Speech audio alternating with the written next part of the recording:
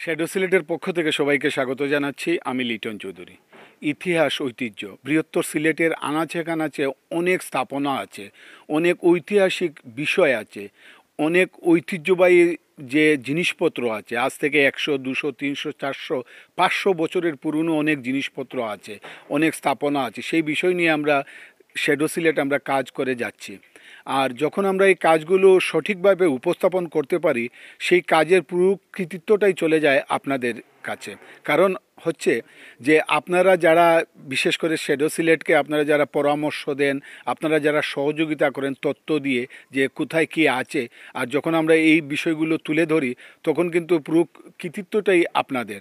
তো আজকে আমরা এমন একটি উপজেলায় আসছি, আমরা বলবো যে বৃহত্তর সিলেটের বা সিলেট জেলার এই একটি সমৃদ্ধশালী, একটি ঐতিহ্যবাহী উপজেলা হচ্ছে গোলাপগঞ্জ। সেই গোলাপগঞ্জে আমরা আসছি। গোলাপগঞ্জের ঢাকা দক্ষিণ এই ইউনিয়নের আমরা 12 গ্রামে আসছি। এই 12 গ্রামে আমার পেছনে যে একটি ঘর দেখছেন, এই ঘরটি হচ্ছে বেটনের ঘর। তো এই ঘরের বয়স কত হবে? আমরা 12 বা এই গোলাপগঞ্জ উপজেলার অনেক ঐতিহ্যবাহী বা অনেক পুরনো বাড়িঘর আছে, সেগুলো আমরা আস্তে আস্তে ক্রমান্বয়ে আপনাদের সহযোগিতায়, আপনাদের পরামর্শয় আমরা তুলে ধরবো। আজকে আমরা আবারও বলছি যে আজকে আমরা আসছি এই গোলাপগঞ্জ উপজেলার এই ঢাকা দক্ষিণ ইউনিয়নের 12 গ্রামে। 12 গ্রামের যে একটি এই যে বেটনের যে ঘরটি দেখছেন, এই ঘর সম্পর্কে আমরা বিস্তারিত জানব। এই ঘরে কততম প্রজন্ম বসবাস করে এবং এই ঘরের বিষয়াদি আমরা আপনাদের সামনে তুলে ধরব। তাদের কথা মতো আমরা সব কিছুই আপনাদের সামনে তুলে ধরব। প্রথমে আমরা এই ঘর এবং এই ঘর কোন বাড়িতে আছে, পুরো বাড়ির এরিয়া এবং এত সুন্দর একটি বাড়ি আপনারা চিন্তা করতে পারবেন না যে ছবির মতো সুন্দর একটি বাড়ি। আর প্রথমে আমরা বাড়ি দেখাবো, তারপরে এই ঘর সম্পর্কে আমরা বিস্তারিত জানবো। আপনারা যারা দেখছেন, পরবর্তীতে যারা দেখবেন, সবাইকে একটি অনুরোধ করব, এই শ্যাডো সিলেটের জন্য না, আপনার ভবিষ্যৎ প্রজন্মের জন্য, আপনার বর্তমান প্রজন্মের জন্য এই বিষয়গুলো আসলে আপনারা একটু শেয়ার দিয়ে রাখতে পারেন। কারণ আমাদের ভবিষ্যৎ প্রজন্ম কিংবা এই বর্তমান প্রজন্ম জানুক সিলেটের পূর্বপুরুষরা কীরকম ঘরে বসবাস করতেন, কীরকম জিনিসপত্র তারা ব্যবহার করতেন। এই বিষয়গুলো আসলে বর্তমান এবং ভবিষ্যৎ প্রজন্মকে জানানোর দায়িত্ব আপনার, আমার, আমরা সবার। তাহলে চলুন আজকে এই গোলাপগঞ্জের 12 গ্রামের এই বেটনের যে ঘরটি, সেই ঘরের আমরা দেখব এবং এই ঘর সম্পর্কে বিস্তারিত জানব।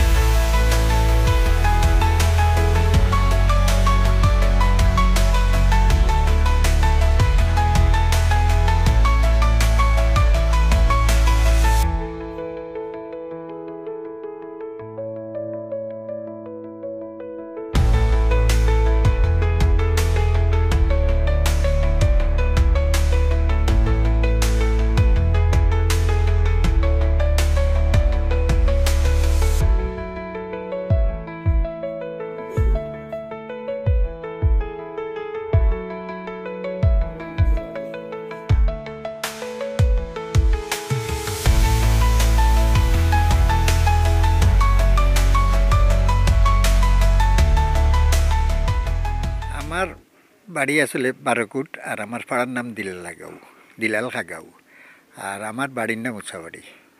আমার নাম আব্দুল মালিক, আমার বিশেষ করে হলে চিনুন লালমিয়া হইয়া। তখন আইসু ইন্ডিয়ান আইসুন আমার দেওয়ার লাগে। আমার গড় একটা যে বেতনের গড়টা আছে, এটা আমার দাদায় মানাইছেন। অন্তত ওকে আমার মনে হয় তো 150-200 বছরের নিচে হইতো না। আর গড়টার এখন অত দিনের গড় দেখলে আর দেখা যায় নতুন, কিন্তু আমি এগুলো খুব হেফাজত করি, খুব সুন্দর করে রাখি, রং টং দেওয়াই করি, আর এবং মোছামুছি করি। তো আজকেও আমি আমাইছিলাম, ঢুকে কিছু মোছামুছি করছি। আর বাড়িতেও আমার আছে ও গড়ের সাথে গড় আছে, তবে এগুলো একটু বাদর গড়াই না। আর এগুলো একেবারে আমার বুঝো নাই। আমার দাদার মনে হয় জোয়ানকির আমলো খরসলা, আর এখনও আল্লাহ দিলে আছে। আমার বাবার আমলও গেছে, আমরার আমলও গেছে। কি এখন আমি আশা করছি যে অবস্থায় আছে আমার ঘর, আমার নাতিনসার আমলও যাইব ইনশাল্লাহ। আর কি বুনিয়াদি গড় ওটা রাখছি, বুনিয়াদি গড় এগু। আমি একবার এটেম নিয়েছিলাম ওগু ভাঙ্গি লইবে লাগে, কারণ দুনিয়ায় নালে খালি হলে বিল্ডিং বানাইরা। তখন আমার উপরে আমি আমার সাইড বাইর মাঝে হুরু, তখন আমার উপরে ইঞ্জিন খুব ছটিস ইঞ্জিন, তোমার এই হুকুমটা দিল ঘর ভাঙ্গি লইতে। আমি আর এগুতে আর দিছি না, সত্যি কথা আর দিছি না। তারা আমার উপরে খুব গরম হয়েছে ভাঙ্গি লইবে লাগে। গৌরব করি না, আমার ওখান মনে হয় যেন মানুষ। আমি দেখছি আরও 2-1টা গড় আছে আমার ওলা বেতন করাতে, তাদের অত পরিষ্কার নাই, আমি গুজেলা রাখি। যেমন আরও 2-1টা গড় আছে। আমি বাদেশ্বর দেখছি আমার শমশের শহর টঙ্গি, টানটা ছোটো, আমারটা একটু বড়। ও হিসাবে আর আমি করি দেন, গর্ব উড়ো করি না। তবে ওখান মনে হয় যায় যেন অনেক দিনের স্মৃতি, আমার দাদার আমলোর স্মৃতি, আমার বাপর আমলোর, এবং আমরার আমলও জার্গি। এরপরে হইল গিয়ে আমার বাচ্চারা আমল আইব, নাতিনসার আমল আইব। অন্তত ওকে আমি 2-3 দিকের আমি আমার ছেলেমেয়ের আমল এবং নাতিনসার আমল আমারই ঘরে যাইব, অতদিন যাইব, এর বাদে নষ্ট হয়ে যেতে পারে না। সবরও আমার মনে হয় সবরও ইচ্ছা যেন হলেও তাদের স্মৃতি দরিয়া রাখার লাগে চেষ্টা কররা। আমি দেখছি ঘরে আছে যেন বাঙ্গিয়া পড়ছে, এগুলা কোনো ঘর নাই, যেখানে আছে এখানে এখনো মোটামুটি সোলার যুগে আছে। আমি principal British idea international high school, এবং আমার নাম আজমত আলী। আমি আজকে আমার বিদ্যালয়ের প্রতিষ্ঠাতা এবং সমাজসেবী জনাব আব্দুল মালিক লালমিয়া সাহেবের বাড়িতে আছি। ওনার বাড়িটা আমার জানা মতে এবং ওনার ভাষ্য অনুসারে ওনার এখন 4র্থ জেনারেশন চলতেছে এই বাড়ির। এবং এই বাড়ির যে পুরানো ঘরগুলো দেখে এবং এই ঐতিহ্য রক্ষার জন্য উনি খুবই আগ্রহী। এবং ওনার সাথে জিজ্ঞাসা করে আমরা জানতে চাইলাম পারি যে উনি এই বাড়ির ঐতিহ্য রক্ষার জন্য ওনার দাদার এবং দাদামহের যে ঘরগুলা ওগুলা তিনি সুন্দর রক্ষণাবেক্ষণ করে রাখছেন। এবং আমি একজন শিক্ষক হিসাবে বর্তমান জেনারেশনকে আমি অনুরোধ করছি, আমাদের আর্থিক অবস্থার উন্নয়নের সাথে সাথে আমাদের এই ঐতিহ্যগুলোকে ধ্বংস না করে, ব্যঙ্গে না দিয়ে সেইগুলা পরবর্তী জেনারেশনের জন্য যে ধরে রাখার জন্য এগুলো যত্ন করা উচিত। এবং এইসব স্মৃতিগুলো যদি আমাদের ভবিষ্যৎ জেনারেশনকে তুলে ধরা যায়, তাহলে আমাদের পূর্বপুরুষের ঐতিহ্য, তাদের কর্মসূচি, তাদের সবগুলো তাদের কাছে ধরা পড়বে। এবং দিন দিন আমাদের ঐতিহ্যবাহী সিলেটের পুরানো স্মৃতিগুলোর সম্বন্ধে আমাদের পরবর্তী জেনারেশন জানতে পারবে। তো দর্শক, আমরা প্রায় 200 বছরের পুরনো এই বেতন গড়টি আমরা দেখলাম। এরকম অনেক স্মৃতি, অনেক ঐতিহ্যবাহী স্থাপনাগুলো সিলেটের আনাচে কানাচে আছে। তো আমরা এই আব্দুল মালিক লালমিয়ার যে বাড়িটি, আসলে এটা একটি বাড়ি নয়, এটা আমরা বলবো একটি ছবির মতো সুন্দর একটি বাড়ি। সেই বাড়িটিকে তিনি আসলে 4র্থ প্রজন্ম, এবং তার পরবর্তী যে প্রজন্ম আছে, বিশেষ করে তার সন্তান যারা আছেন, তাদেরকেও কিন্তু তিনি বলে দিচ্ছেন, এবং তাদের মধ্যে কিন্তু এই এইগুলো রক্ষার যে একটি বিষয়, সেটাও তিনি জাগিয়ে দিয়েছেন। এবং তিনি একবার বলেছেন যে এই ঘরটি তিনি ভাঙার একটি পরিকল্পনা করেছিলেন, কিন্তু তার পরবর্তী প্রজন্ম যারা, তারা কিন্তু নিষেধ করছে যে এটা তাদের পূর্বপুরুষের স্মৃতি। এবং তিনি এটি বলেছেন যে তিনি আসলে গৌরব করেন না, কিন্তু তিনি তার পূর্বপুরুষের স্মৃতিগুলো দিয়ে এত সুন্দর করে, এত পুরনো একটু ঘর, চিন্তা করতে পারেন যে আজ থেকে প্রায় 200 বছরের পুরনো ঘর এখনও দেখলে একদম নতুনের মতো মনে হয়। তো এরকম মানুষগুলো মানে এখনও তাদের পূর্বপুরুষের স্মৃতিগুলো তারা ধরে রেখেছেন। এবং একজন শিক্ষাবিদ তিনি বলেছেন যে যদি কোনো প্রয়োজন না হয় তাহলে সিলেটের আনাচে কানাচে অনেক জায়গায় এরকম অনেক স্থাপনা আছে, সিলেটবাসী গৌরব করতে পারে যে স্থাপনাগুলো নিয়ে। তো আমরা সবার কাছে একটি অনুরোধ করব যে এই বর্তমান কিংবা ভবিষ্যৎ প্রজন্মকে আসলে বঞ্চিত করবেন না সিলেটের অতীত ইতিহাস জানার থেকে।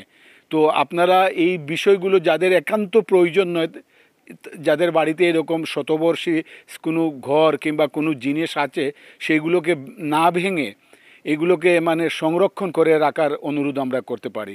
আমরা আজকে যে এলাকায় আসছি এই এলাকা আসলে একটি সমৃদ্ধশালী এলাকা এবং এই ঐতিহ্যবাহী একটি এলাকা। এবং এই যে গোলাপগঞ্জের এই ঢাকা দক্ষিণ ইউনিয়নের আজকের এই 12 কোট এলাকায় আসছি, এই উঁচা বাড়ি, এই বাড়িটি যদি কেউ দেখতে চান তাহলে এই 12 কোট এলাকায় এই আব্দুল মালিক লাল মিয়ার উঁচা বাড়ি বললেই যে কেউ দেখিয়ে দেবে। এবং ঐতিহ্যবাহী একটি বাড়ি, অসম্ভব সুন্দর একটি বাড়ি। আমরা বিস্তারিতই বাড়ির সম্পর্কে জানলাম তাদের মুখ থেকে। আমরা তাদের কাছ থেকে যে কথাগুলো শুনেছি সেই কথাগুলোই আমি আপনাদের কাছে বলছি। আমার কথা বলার মধ্যে যদি কোনো ভুল ভ্রান্তি হয় আমাকে ক্ষমা করবেন এবং আপনারা আমাকে সহযোগিতা করবেন, পরামর্শ দেবেন। শ্যাডো সিলেট যারা ফেসবুকে দেখেন, এবং আপনাদের জন্য আরেকটি বিষয় আমি বলে রাখি যে যারা ইউটিউব দেখেন, আপনাদের ইউটিউবে গিয়ে আপনি সার্চে শ্যাডো সিলেট লিখলে শ্যাডো সিলেটের ইউটিউব চ্যানেলে কিন্তু কয়েক হাজার গুরুত্বপূর্ণ ভিডিও আছে, সেইগুলো আপনি দেখাতে পারেন এই প্রজন্মকে। তো দর্শক, আপনাদের সহযোগিতা, আপনাদের পরামর্শ নিয়ে শ্যাডো সিলেট এই কাজগুলো করতে চায়। আমরা আশা করি যে আপনাদের পরামর্শ, আপনাদের সহযোগিতা শ্যাডো সিলেটের প্রতি সবসময় অব্যাহত থাকবে। সবাই ভালো থাকুন, সুস্থ থাকুন এবং নিরাপদে থাকুন।